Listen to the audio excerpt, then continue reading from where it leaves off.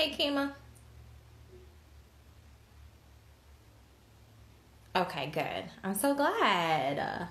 Hold on.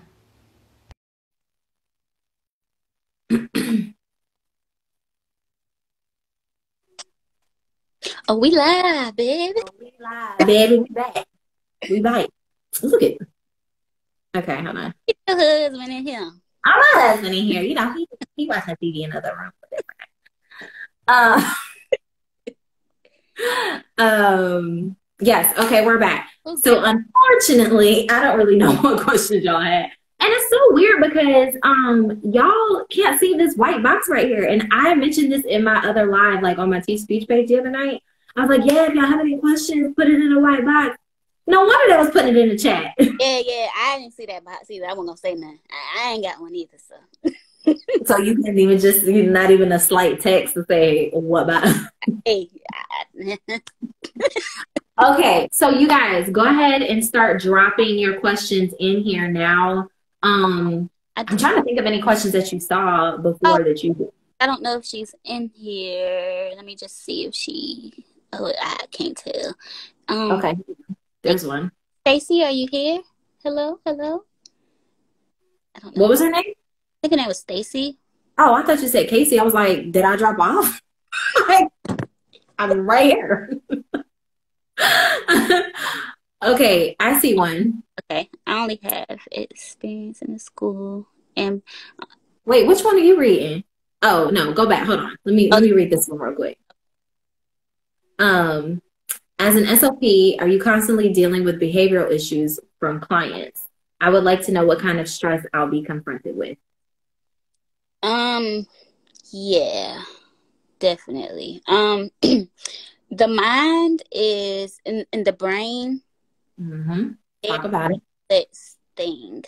So when someone's diagnosed with dementia or Alzheimer's, they have BI, a brain injury, brain bleed, or anything like that. Depending on what area of that brain it hit, you are going to see some behaviors. If it's frontal lobe, it's going to mess with their personality. So I've had patients that would cry. Teach us.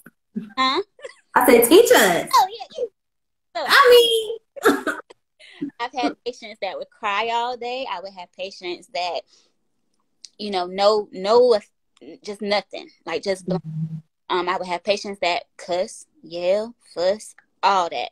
So it really depends with adults. Like with kids, they have their own behavioral types of things, and that's just they may be acting out or the autism or whatever. But with adults, mm-hmm. it's generally either they just flat out mean. Like some people are just nasty and mean without the stroke. So you add nasty and mean with a stroke, you Honey. for a treat. So it really just depends on what area of the brain was hit, if their personality is affected. I have a patient now, she has dementia. She doesn't think she has it. She doesn't know she has it. She says she's okay. And she will fuss and cuss at you. And she will, Mm-hmm. because, and you can't take that stuff personally. You really can't, because you have to remember these people have these medical, just, they're just, they just have these things that they can't help. Right. Cussing and fussing because they're just cussing and fussing, you can take that personally. But when it comes to like different diagnosis, you have to understand that it's not that person. It is their sickness is what's going on with them. So yeah, there are behaviors. But you can choose if you are gonna deal with it. Like if they You are, sure can. listen, you can choose what you deal with. So if you go to see somebody and they like, get the H out of here, you know what I'm saying? Or they're just combative, they're not listening, they don't want to do it. Thank you, sir. I'm going to put in a good old R for refusal. And just, oh, when we done. You know what I'm saying? So you choose. That's the Yeah. that's a good thing about the sniff. And if you have a good rehab director, if you choose to go into this setting, you can communicate and say, listen, this isn't working out. Maybe we can discharge and come back at a later time once they settle down, once they get acquainted to this facility and kind of, get their bearings together. So you can choose what you want to deal with, because you can't help nobody that don't want to be helped, or who's impacting you from helping them. It was that. Okay, so let me see. There was another one about okay. I only have experience in the school and private practice settings. Medical internship this summer is canceled. What advice do you have to get experience and transition into a medical setting? Y'all, let me just tell you this. I really thought I was gonna like work with adults when I first. I really did think that. I was like, I'm not working with no kids. Like, ain't nobody got time for the snot, sickness. Just I don't have time for it. Like, I don't want to work with kids. And then so I was wondering the same thing at one point. So I want you to give us kind of like a little bit, what advice do you have for transitioning into a medical setting from being in the school? You can definitely do it. So for instance, my grad student, her medical internship got just stopped unexpectedly. Mm-hmm. We didn't even get into like the meat and potatoes. We were just scratching the surface. And so she was like, I really want to do this setting, but I didn't get to finish. And I was like, just apply. Okay, just apply. I was like, if the facility accepts CF students, or, not students, but if the facility accepts CFs, they will say CF's welcome. So that means they are equipped to handle a CF. That means there's a supervisor in place who is willing to supervise you. They may have a CF help program to kind of get you. So still don't think just because your internship is canceled that you just won't be able to at all.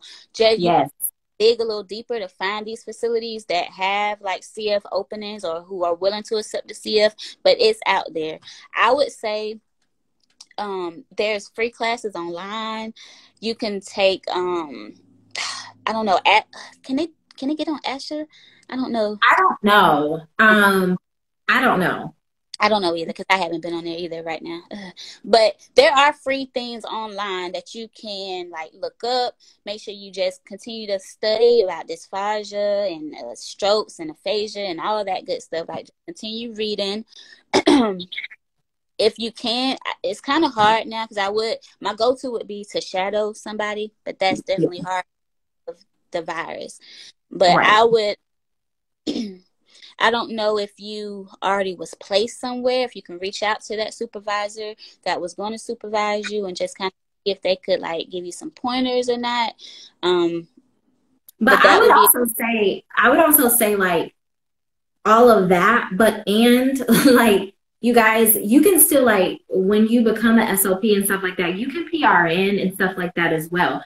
So honestly, you are not going to know everything about what you do. Even when you go into the setting that you practice in, you are not going to know everything. So all you have to do is show up. Now, one, like she said, continue to apply. If it says CF is welcome, then again, like she said, they're welcoming you. So, and if you got hired and they see and they know that you don't have that experience, don't operate in your insecurity.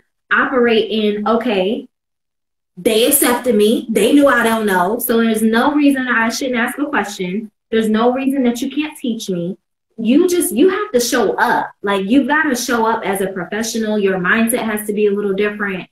You just got to go for it. If they deny you, they deny you, and you keep going and you pursue another opportunity. Right. But somebody is going to tell you yes, because at the end of the day, they need an SLP.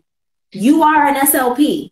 You know, like you are, whether you feel like you are the most like competent or whether you're not, you are skilled and trained in what you're doing. You wouldn't have graduated without it. Nobody would let you out that program if you did not know what you were supposed to know enough to get into a position and learn. The learning doesn't stop because you got a grad cap on your head. It's just beginning. Every single day I learned something new. And so like I said, like my grad student, her internship, we were only like 3 weeks in, 3 to 4, that long. And she was just like, man, this is where I want to be. Like, who's like finished? I said, apply. And she called me like 2 weeks ago and said that she got hired. And they have a CF support program. Like, they have a supervisor for her.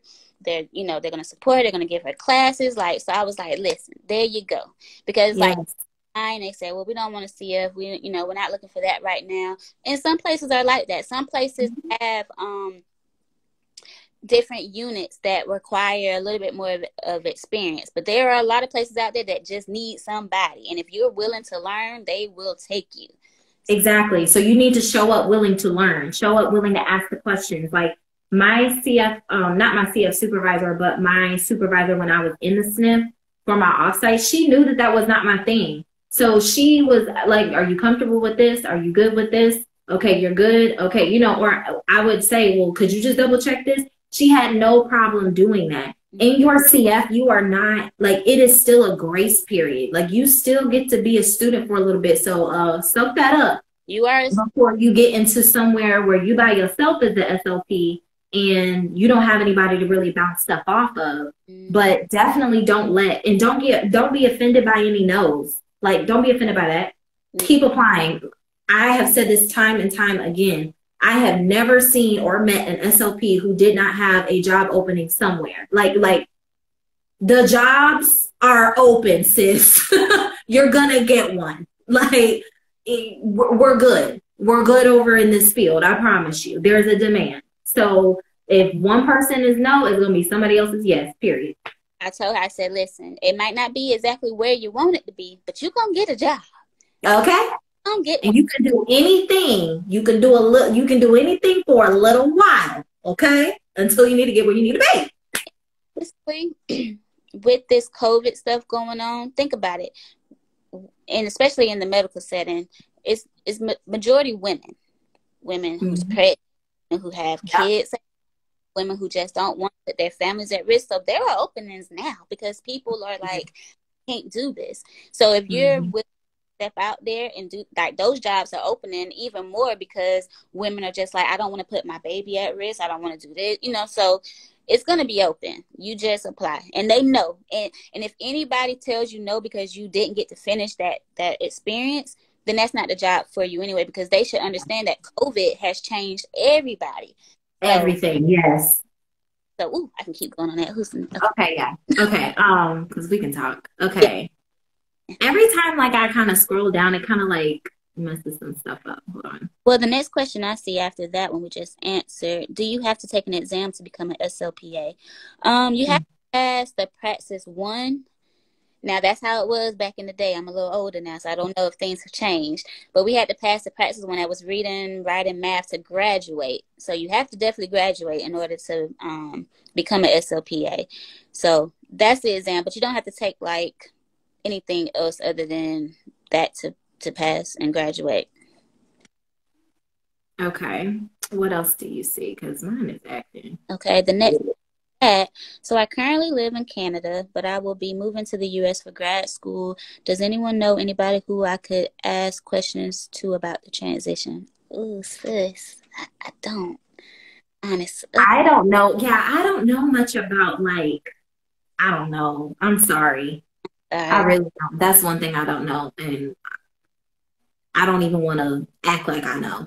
Yeah, I don't. But you know what I can try to do? I can try to find out for you. Yeah. And then, like, Facebook. I don't know if you have a Facebook or not, but there are tons of, like, SL groups in there for students, for CFs, for therapists. Like, there are a ton of groups. So, you know, maybe you can join one of those and see. There may be a transitioning countries SLP group or something. You just never, because there are a ton of, like, support groups. So that might be a good thing that you can do to see if someone can help you with that.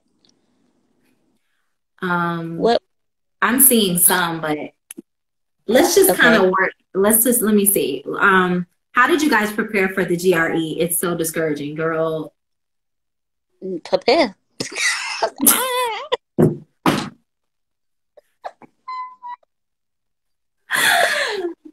It is. It just is. It's a hard test. It's really, I don't even know. Like, I got the bare minimum score. Okay. Yeah. Like, I just tried to go in there and do what I had to do to get in a program. That test is evil. I don't even know why. Like, it's just, it's terrible. So honestly, I took an old book that one of my friends gave me, and I looked through it for a few weeks, and I tried some things, and then I just went in there and I had to pray. And that's just how mine happened for me. Math is my worst subject. So I like trying to do the math stuff and, like, tutoring and stuff. I don't remember like preparing for it. But I think with this COVID stuff, a lot of, and I don't know about grad. No, I ain't gonna say that because I don't know. Never mind. Okay. Yeah, somebody said my scores weren't all that, but I got in my program of choice. Yeah. Me too. So me there too. Was a question before that one. Yeah, I'm working from the bottom because I don't know why this is happening. Well, what were your hardest grad school courses? Grad school courses? Mm-hmm. Oh, Dr. Jeffries, that child development. Boy, when I tell you that was my hardest course, but it was my favorite one. It makes sense for me now because that's I'm just like a language development type of therapist. But like but that was a hard class. That was a hard class. I think honestly, that articulation class was hard for me. I always hated articulation. I was just about to say that. Articulation. Articulation was tough. Mm-hmm. That wasn't too hard for me, only because I was doing my medical offsite doing dysphagia, so it all made sense. So that's why it was hard for me. But that was a tough class just because it was totally different information. Yeah. But Chapman was the one that came to me. She made. I think it's the book work, like the book work of child development, and then it's just so much of it's like there's so many variables with kids. Like you learn one thing in the classroom, and then you get in the clinic, and it's like, okay, but wait, you have both. Like I only learned about them separately. I did not learn about having all of these like issues together. Mm-hmm. So that one is kind of difficult. She's in the program at State. No, she just graduated. Child language and articulation was a nightmare. I heard hard too. Research methods was hard. I don't remember research. I do. That was that group. That was the group. Yeah. Research methods actually was hard. Yeah. That was hard. That's probably why I don't like research. I don't have any desire. But okay, I see one. Is there extra training needed to work in the NICU as an SLP? Yes. Okay, great. I don't do hospitals, but I do know like if you want to be in the NICU, you have to have like a certain amount of hours observed. That's a whole nother different world. So you definitely have to it's some things you have to do to even be considered for that. I don't know specifically how many hours, but there is definitely things you have to do. You can't just apply to that job and get it. You have different training for that. Somebody said, as an SLP, do you have to work with other SLPs like in teams? I don't know if that's for me or if that's for you, but you can answer first. In the SNF, you typically are the only SLP in the building, so you're working by yourself. Now, as far as collaborating, like if I get a patient from the hospital, typically I only contact them if it's a dysphagia patient, because that's serious business. I want to know exactly what's going on. So I will call them or leave a message for them to call me so we can discuss this patient, so I can make sure that I'm carrying out what needs to be done if they didn't document very well. So we do that. But in the SNF setting, unless it's like a super huge facility, it's typically only you there. So I don't work in a team with them, but I work in a team with my physical therapist and occupational therapist. We all are a team, but there's typically only one SLP. Okay. Do you see any more? I mean, I thought I saw some, but I can only scroll up to a certain amount. I see one. Did you go the traditional route, Lowe, or did you do a post-bac? So did you get an undergrad degree in speech? Thank you.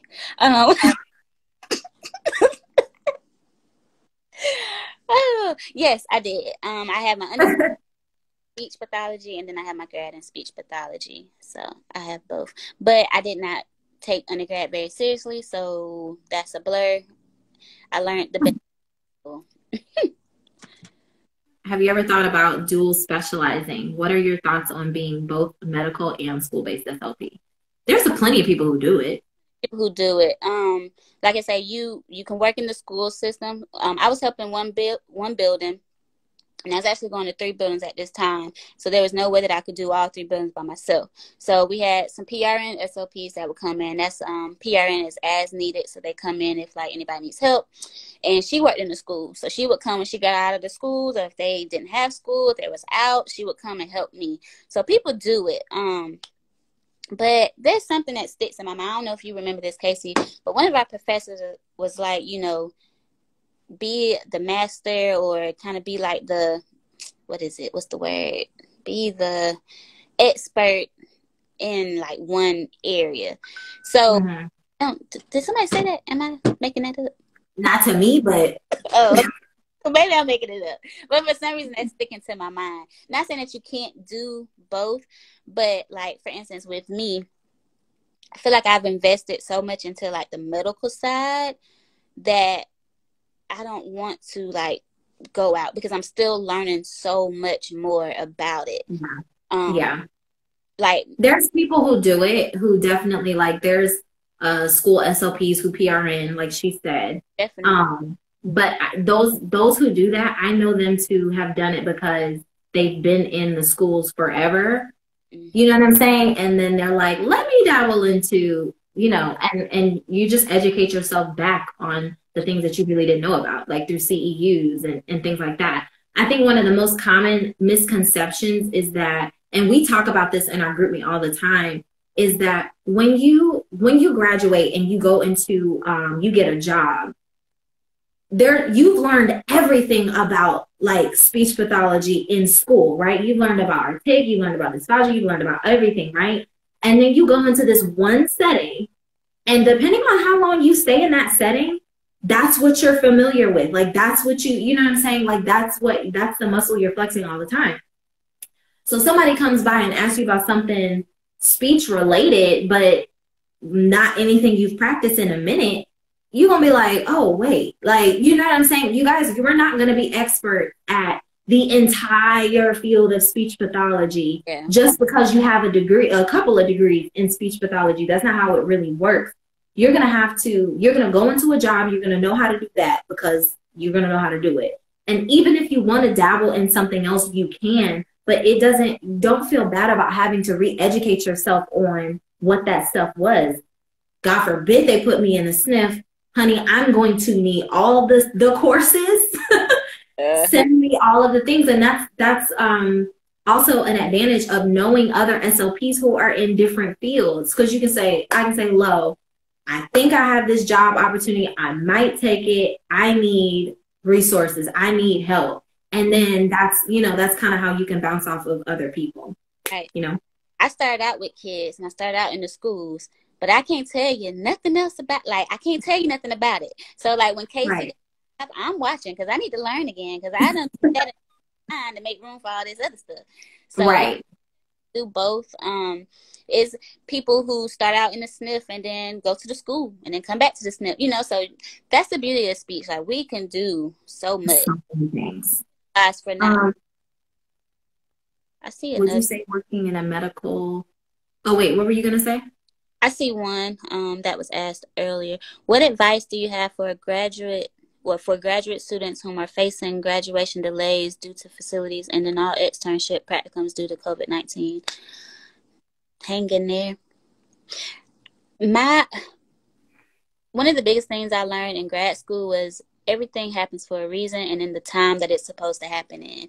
We might not be like why this is happening and you know why your graduation date is pushed back and why things are going the way that they are, but it's all for a reason, whether we know it or not, and it's 9 times out of 10 gonna work out for your good. So don't get discouraged.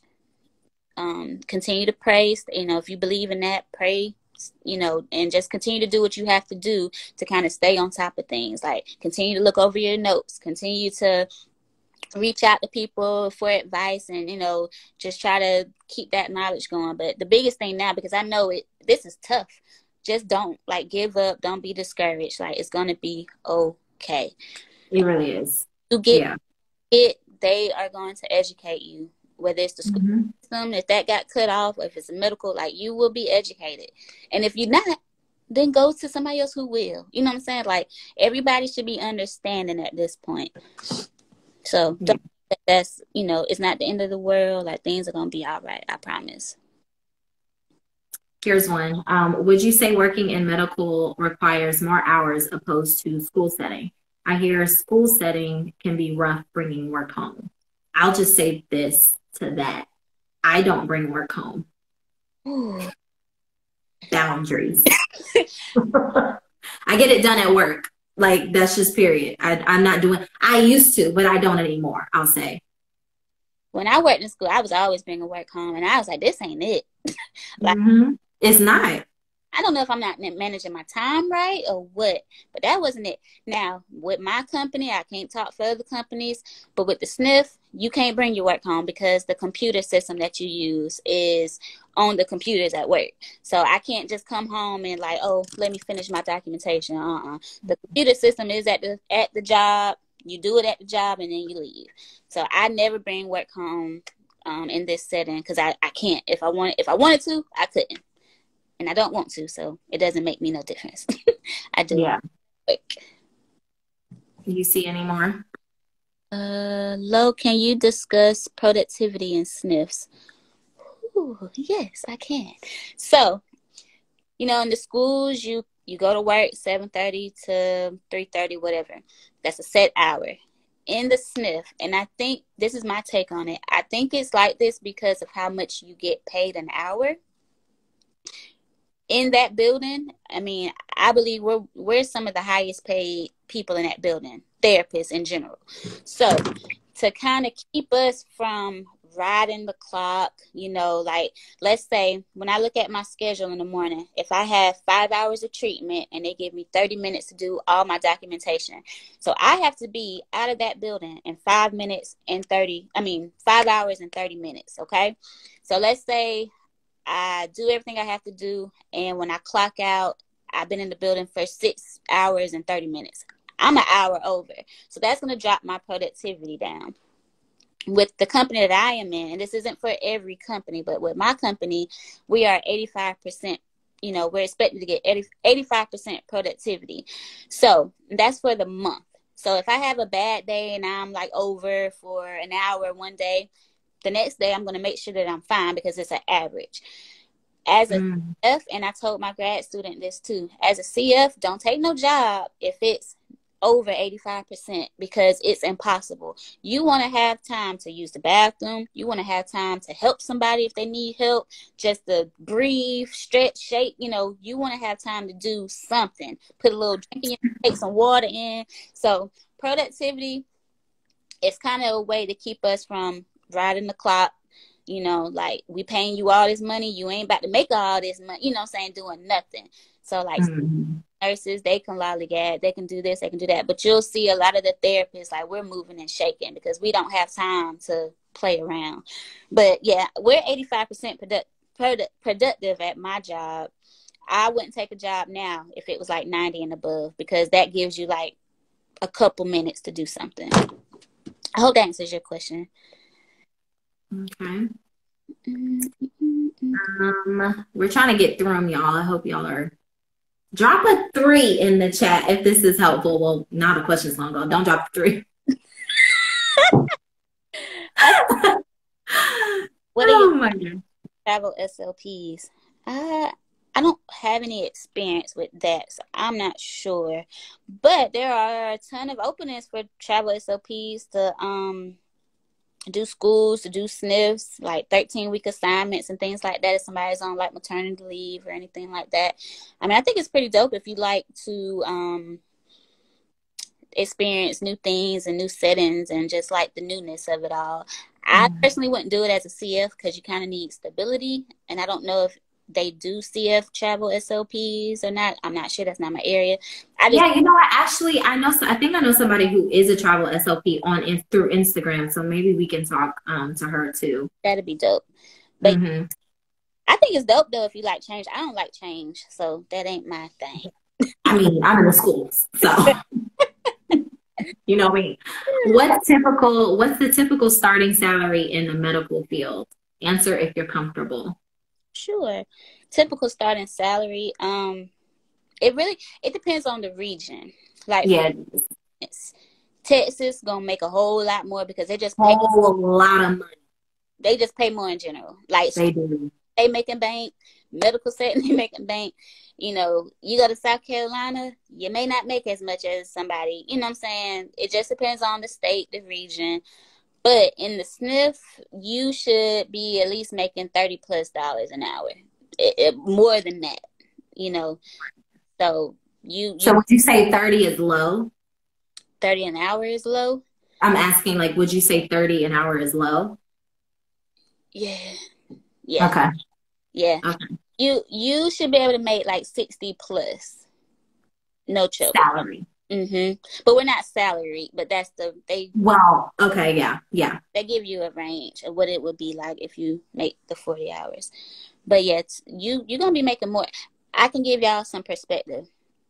When I signed on the contract for the school system, my number was barely 30,000. Like they was trying to pay me like a first year teacher, and I had a master's degree. That's enough on. Next question. SLPA, what you doing? What are we doing? What's the IG username of that travel SLP, if you don't mind? I think her name is it's Language and Luggage. Super cute name. But yeah. Casey, how do you deal with feeling behind and catching up in grad school because your undergrad didn't provide clinic time? My undergrad didn't either, and I'm almost worried about being behind. Don't worry about being behind. You will get everything you need in grad school. You know what I always say? I'm like, if it wasn't for grad school, like I really just feel that way. I had a great experience, and if you've been following me, then you know it was stressful, but it was a great experience. Undergrad is the foundation. Like, it's just the foundation. Grad school gets you prepared, depending on your program. But, you know, my grad school it gets you prepared to actually practice. Again, that does not mean you shouldn't anticipate not knowing things after you graduate. You will not know things. You will be confused. You will feel like, oh my gosh, what the heck am I doing? And that's just as you begin to make clinical judgments. Like, that's just how that works. So it's totally normal. But no, I was worried about being behind. I felt behind. But you know what you also have to do?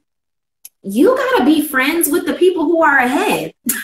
Like, girl, you know, and this isn't to you personally, but like, don't worry about who is like being behind and like feeling like, well, I'm at a disadvantage.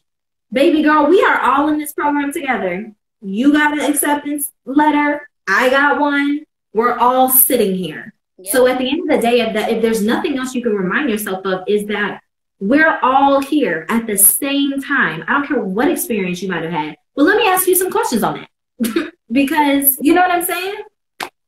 And if I can interject, like, think about,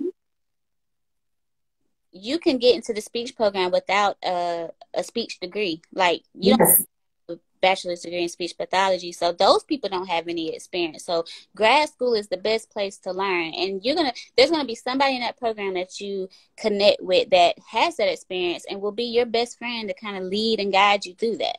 So yeah. And I think just in general, though, the vibe is different in grad school, because in undergrad, I can honestly say I personally dealt with competition. It was so competitive. It was so almost petty. Like, everybody was trying to secure their letter of recommendation, and everybody was wanting to get in their programs, and everybody was, I'm going to go here, and I'm going to do this, you know, all of that. But once you get into the program, like, literally, ain't nobody asking you for your GPA after you get out. Like, nobody is asking you for all of that. Y'all are all on the same, y'all are all trying to get that master's and trying to get on out. So, you know, and forget the people who are not supportive, and forget the people who do not want to help or don't have that team type of attitude. But there are a lot of people, I can probably guarantee you that you will find friends, or at least temporary friends, like classmates, that will help you through. And like I said, pair yourself with the people who don't know. Pair yourself with the people who know what you don't know, instead of thinking like, not to say that that's what you were saying, but don't think of things as competition or think of yourself as small. No, let me get with you. You're good at this. You're better at this than me. So let me ask you a question. So then how do I do this? That's just, I mean, honestly, that's the attitude that I took, because I don't have time to, if I'm gonna get through this, I really don't have time to sit here and think about how behind I am. They accepted me. So girl, yeah. I think, is that it? There's one more I'm reading. Okay. School setting or hospital setting, do you ever have people telling you how to do your job? And how do you deal with it? Whew. Yes, sure do. Wait, what is it? What's the question? In the school setting or hospital setting, do you ever have people telling you how to do your job and deal with it? Let me go. You go first. Yeah. Right. You have you have nurses who think they're SLPs. You have CNAs who think they're SLPs. You give recommendations and they be like, oh, well, he can do this. He can do that. No, I said this because. So, yes, in the medical setting, you're dealing with so many different people. Okay, so you're dealing with nurses, you're dealing with doctors, you're dealing with administrators, you're dealing with CNAs. You're dealing with all these people who think they know. You know what I'm saying? And some of them do know, but there are some who think they know more than you, or what you're doing don't really matter. So I've dealt with people trying to tell me like how to do this and how to do that, or trying to overstep like recommendations and all of this. So you have to put your big girl pants on, big boy pants on, and you have to walk in what you know. You have to be firm in what you know. You have to let people know that you know what you know, and you're not going to negate what I know. So it comes with the territory, and that really don't matter what setting you're in, because I dealt with it with the schools too. I know Casey probably the medical setting. Like, one thing I learned about speech therapy as a profession, you're going to be advocating for yourself in the profession every single day, because so many people don't understand what we do. Yes. Don't understand it. So you are going to be teaching everybody what you do and who you yes. Like right now I'm going to a little country building, and it's in like a small town, so they don't know. Like they without a speech therapist for such a long time until I started going out there to help them. So they were used to doing their own thing, doing what they wanted to do. And when I came, I'm putting structure in it. I'm making sure people are on the right diets. I'm making sure that we're servicing these people the way they're supposed to be serviced. And they didn't know like how to handle it. So they were trying to fight me. And I'm like, I'm the speech. I said what I said. Nah, I'm the speech. Yeah. Exactly. Like, so we've gotten better now, but just be prepared to advocate for yourself and for your profession. And people will try to tell you how to do your job. You handle it in a professional way. You walk in what you know, and you handle your business. Yes. I say that all the time, and we're gonna wrap up soon. But I say that all the time is that that's why you guys, like, that's why we don't have time. And although I deal with it too, I think we all do, but we truly don't have time for imposter syndrome. Like we really don't have, if you think about it, we ain't got much time for that. Like there shouldn't be much room for that, because we are in a profession where, like she said, people don't know what we do. And so now I'm walking into something where it's like, even in the schools, like, dude, you're sitting in an IEP meeting and people are, girl, I have had people fill out the SLP section, the communication section in an IEP. And I'm like, okay, you know what I'm saying? Like, and I take those moments, honey, when I have the mic at the IEP meeting. Well, because at the end of the day, this is the only way that you're going to know. And I realize that in so many times when I have a platform or anything like that in the school setting, in my job, wherever I'm at, whether that's with a parent, whether that's in the schools, whether that is with my administration, whatever, there is a way. So you do need to be tactful, but there is a way to say, well, actually, this is typically what happens when blah, blah, blah, blah. Well, actually, this is what happens when they communicate. So do you understand these terms? Do you get this? Blah, blah, blah. I had a moment at IEP meetings. This is my time to shine because y'all don't know what I do. And if I don't take this moment to do that, and I don't take this moment to explain, this is what I'm doing with your child. This is what I'm doing, teacher, when I'm pulling him out of the class and we're in my room. This is what I'm doing when I'm in my room and nobody's in my room and I'm at my computer for hours. This is what I'm doing. This is what I'm doing when you see me walking down the hallway. Like,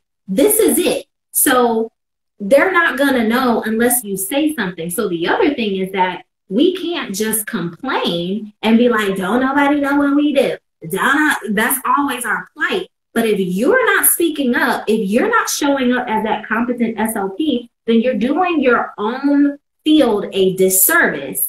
You get what I'm saying? Like, now you got to show up and represent the same field that you're advocating for. So make sure that you're taking the time to do that. Be the professional you're supposed to be, but then also like shake that off. David is stupid. Like that's it. And that's exactly it. Like, don't be mad at me for my schedule, for my flexibility, for my ability, like for you don't know what I do. Not my problem. Not my problem. You want to be an SLP? There, Google how to get a degree and go get in a program. Yep. Because when they ask me, well, I think I did it. How long it took? 6 years. They're like, oh. Thank you. 6 years and 400 hours. So what else? So what was it? What was it? So what it want on TV? Like, no, we're not about to play. Like, you're not about to play. You're not gonna play me as a professional, but you're absolutely not gonna play my field when I'm the only one in here. Right. It ain't happening. So, would you have anything else to add to that? That's a whole nother live. I ain't gonna. It's another live. Now, we've been on this one for a minute now, so I want to go ahead and wrap it up. Thank you guys so much. Before you go, I want you to know if you are a CF or you are planning to become a CF like anytime soon, I don't know. Some people have downloaded it before, but I do have a CF prep guide. You guys can download that. That link is in my bio.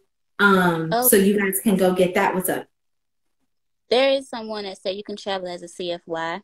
Okay. See, network. Yes. Yeah, y'all talk. And if you guys have any extra questions or anything, DM Lowe. Like, you know, I mean, like, message her, follow her, do all that. You guys can message me. I don't think we're going to get to every single question all the time. But you guys know my inbox is always open. Now you guys have other connects too through this series and everything. But if you are a CF or anything like that, and you need some guidance on how to get through your CF or preparing for it, and even staying organized through it, make sure you download my CF prep guide. That is in my, the link is in my bio. I'm so glad you guys enjoyed this. I'm seeing all of your comments. I'm going to try to save this live, at least put it to my story or whatever. And then next week, who's next week? Is it Raven? Yes. Next week, we're going to have Raven. And Raven was actually my roommate in grad school. So we got plenty of stories there.